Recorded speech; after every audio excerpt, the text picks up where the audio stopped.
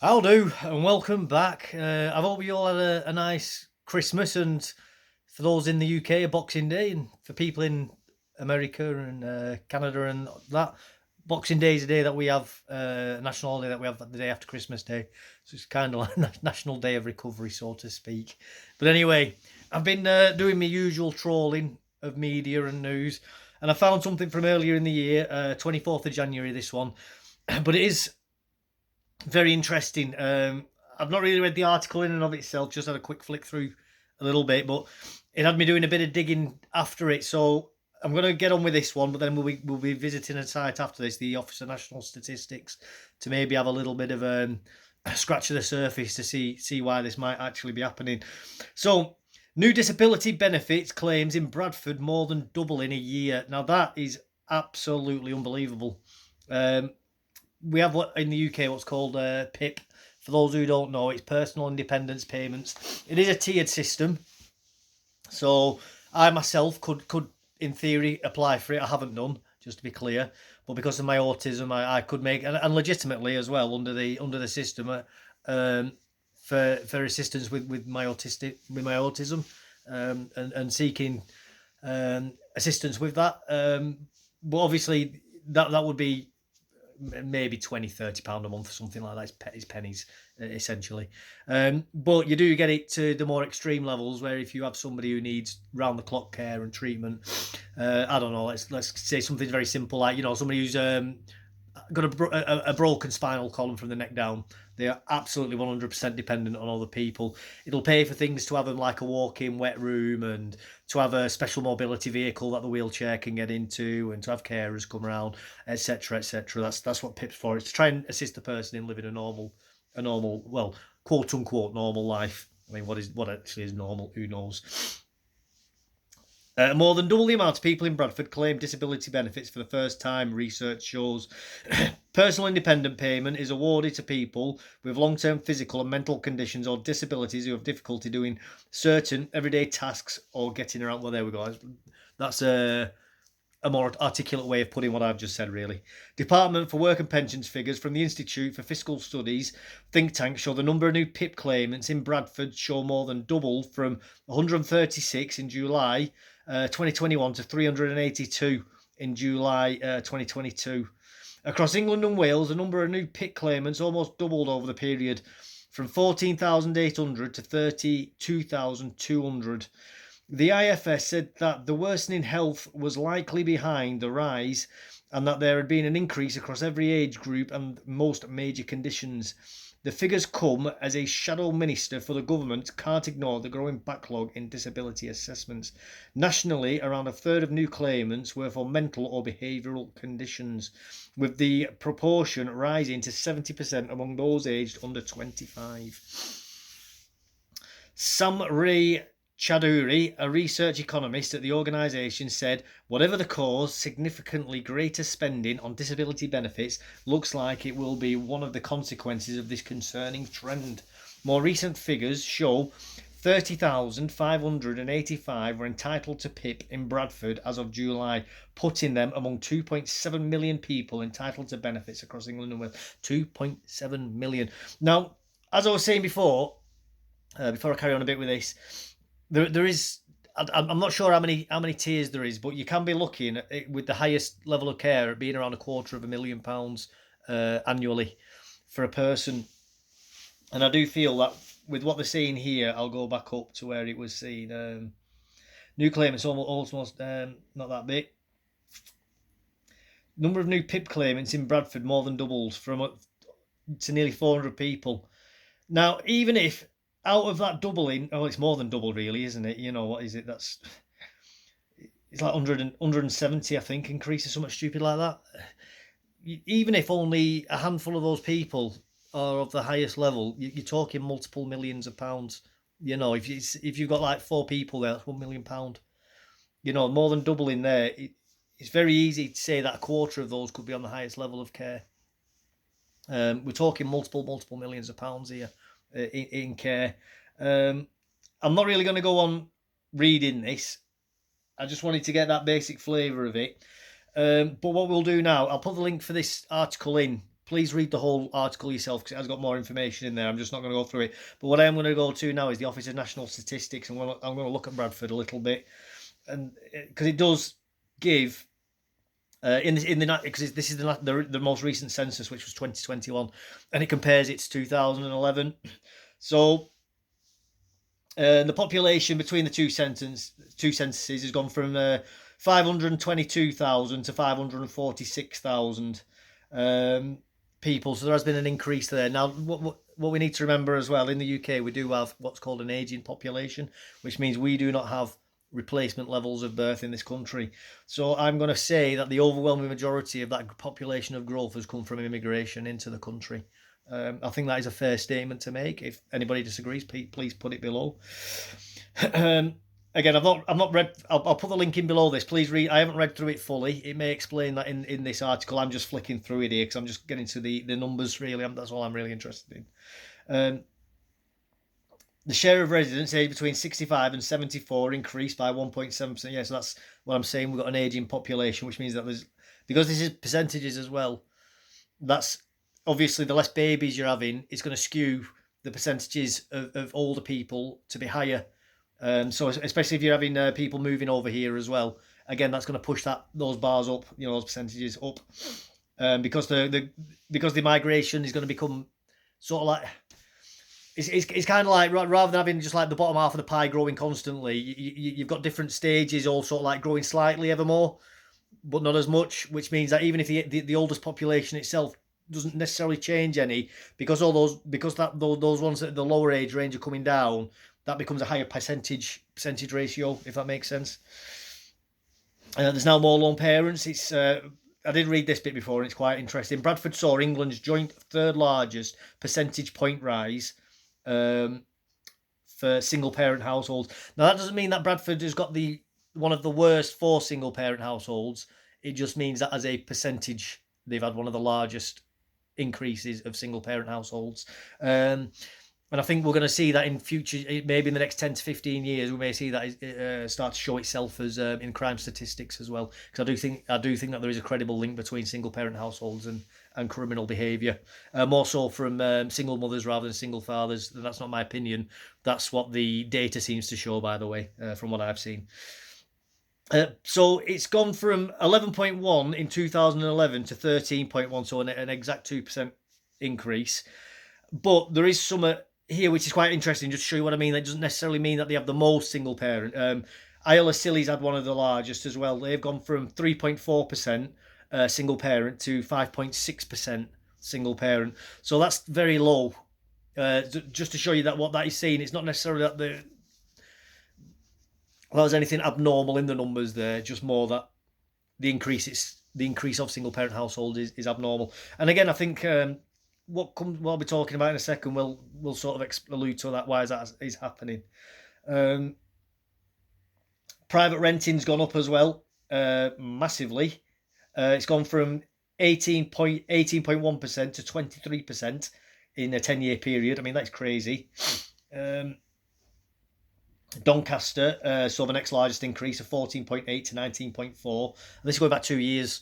This was just after lockdown, or sort of during lockdown period, and you've not had the hyperinflation. Well, is it hyperinflation? The government would never call it hyperinflation. I think we've had hyperinflation over the last year or so, but this hasn't been factored in. So this private renting could be even worse now. I would actually be very interested to find out about that. Right, so this is the point that I'm getting to now. So we've got religion in Bradford. You've got basically no religion has increased by just over 8%. Just under 8%. So in 2011 it was 20.7, and then in 2021 28.2% no religion. And now I do think that more than and I'll carry on. And you've had Christianity in Bradford has gone from 45.9% down to 33.4%. That is a massive, massive drop. Again, it correlates with the no religion. It seems that people are transferring over, and I think that has come about for multiple reasons. partly to do with the breakdown of the family. Now, whether the drop in religion is causing families to break down, or breakdown of families is causing drop of religion, I don't know. It's case by case, I guess. 6 of one, half a dozen of the other. Another interesting one is Muslim, which has gone from 24.7% to 30.5%. Now, this is what I want to talk about, because cousin marriage in Bradford, there was a recent article. I'll try and dig it. I've not got it open right now. I'll put it below. That the BBC were making a big song and dance about how cousin marriages dropped in Bradford, but it's dropped from something like 70% down to 49% or something like that. So they have insane levels of cousin marriage, and I believe about a third of all disabled children are of. And when I say disabled, I mean disabled as in related to incestuous families, the disabilities that are in relation to that. Because you can still get them even without having incestuous families, these illnesses and conditions, but obviously the incestuous relationships massively increase the chances of genetic deformity. Now, it's still around 50% of all marriages in Bradford are cousins' marriages, especially now with an increase. And now we've seen the doubling of PIP in a year. I'm wondering what degree of that is actually linked to cousin marriages that are happening there. And as I say, a third, I believe it's around a third of all disabled children are linked to cousin marriages specifically from Pakistani, Bangladeshi families in the UK. And this is really what this video is about. Is this what is the actual cost? I don't know, by the way, but what is the actual cost of immigration to the UK? We talk about how we get doctors and nurses and carers from Pakistan. Now, your average junior doctor is on around about I think it's 30,000 odd. Let's call it £30,000 a year. A junior doctor, consultants going up to about 80,000. With the senior consultants, I think it'll be about 120, unless a specialist, and it's even more. Now, for every doctor that we are getting, how many doctors are we now being denied because of every disabled child that we are having to look after, and how many medical professionals are being required to look after these children from these disabled backgrounds because of these archaic cultural practices that are still being done. And it is tribalism, by the way. Into marrying within families is what you have in low trust societies, which Pakistan is a very, very low trust society. It's the reason why now, as a grown man, if I want to open a new bank account, I have to take all my forms of ID and proof of where I live. If I want a mortgage, I have to provide all proof of identity. You know, once upon a time, and now it was before I was old enough to do it, but my mum and my dad certainly can remember it. For them to open a bank account, they would just walk in and say, I'd like to open a bank account, and they would have opened the bank account. That's a high trust society. Same with renting, or even starting a job. You'd walk in, you'd introduce yourself, you'd get the interview. They'd tell you whether you want the job or not. If you got the job, you'd then bring in your identity afterwards. Now it's all got to be brought in up front, all your identity, and that has been a cost of mass immigration, because we're getting people coming in from very tribal nations like Pakistan and Bangladesh, where everything is working within the group and the family, and nobody from outside that group is trusted. And if people are seen as being open, they're seen as basically an easy mark to take advantage of. And that also is why you end up with people marrying within the family, and why you end up with these cousin marriages as well, because they don't trust outsiders. Now, where I live in the northwest of England, we do have a lot of people from Pakistani, Bangladesh, Indian subcontinent background here. And I've met plenty of people through my life who have got a parent from one and a parent from the other, as in one, so from an Anglo-Saxon parent, and another being a Pakistani or a Bangladeshi parent.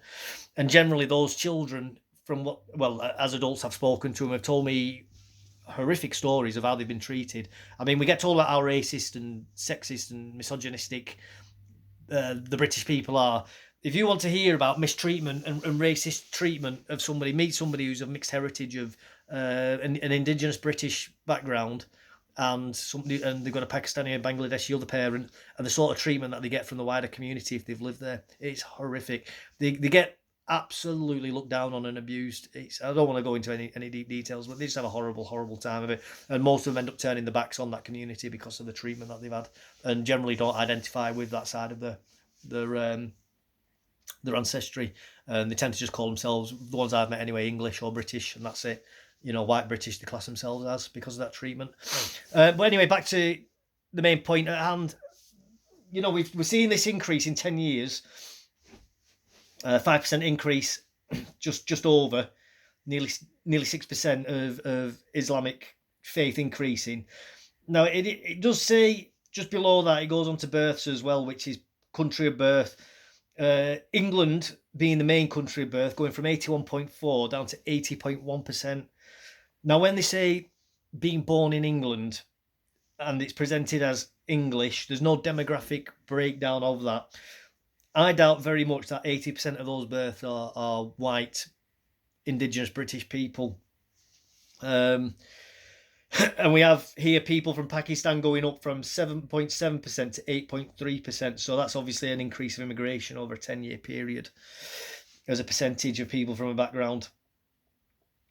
I just think it's very telling, really, of what's happening, and this is just a small slice of what's there. I mean, like I say, I'm not aware of any more detailed breakdown than what is on that page, but I do wonder if the actual price of when you put it as a cost benefit analysis, I've got a sneaking suspicion that the cost to Britain, not just culturally and from a crime point of view and things like losing a high trust society, but also when you put it down to actual money on the table and taxes, I've got a sneaking suspicion that the cost of immigration is far greater than the benefit of having doctors and engineers, even if those people are genuine doctors and engineers. And that's without going into the amount of malpractice that happens in the NHS from non-British trained. And by non-British trained, I do mean all non-British trained. Because any British trained doctor is, in my opinion, or at least Western trained doctor, is far superior, irrespective of your skin colour or which demographic you come from. I would much rather have a British trained Pakistani heritage doctor than somebody from the subcontinent of India or Africa. The statistics I do think prove that you're much likely to get much better treatment, and they're less likely to lie on if they do perform malpractice against you as well. Anyway, I'm going to leave it there. I'll put those links below. I'll try and find that one to do with the Bradford cousin marriages as well. Okay, although I didn't have the information to hand with that one. Anyway, take care. Have a nice afternoon, and I hope you have a nice new year. Bye-bye.